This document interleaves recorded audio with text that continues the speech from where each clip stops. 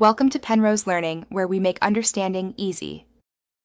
You begin by confirming who owns the video and what rights exist. You cannot guess. Once identified, check the license type: public domain, Creative Commons, note exact CC terms, or a written release.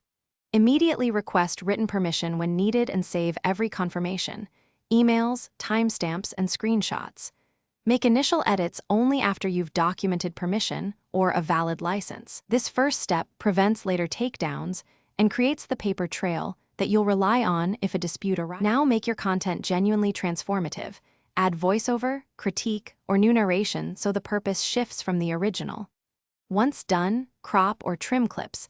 Avoid uploading full-length works when you can use excerpts. Make sure edits alter the message, not merely repeat it, and add original visuals or soundtrack to strengthen your new work.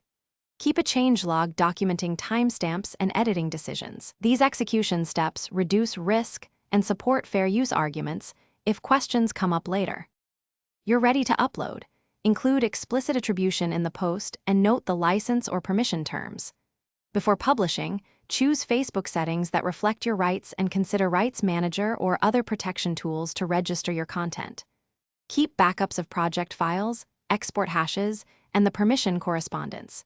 If a claim appears, respond immediately with your documentation and, if necessary, submit a dispute with evidence. Troubleshooting tip: if a claim persists, re-edit to remove disputed segments and re-upload after securing written clearance. Thanks for watching. If this was helpful, leave a like and consider subscribing. See you next time.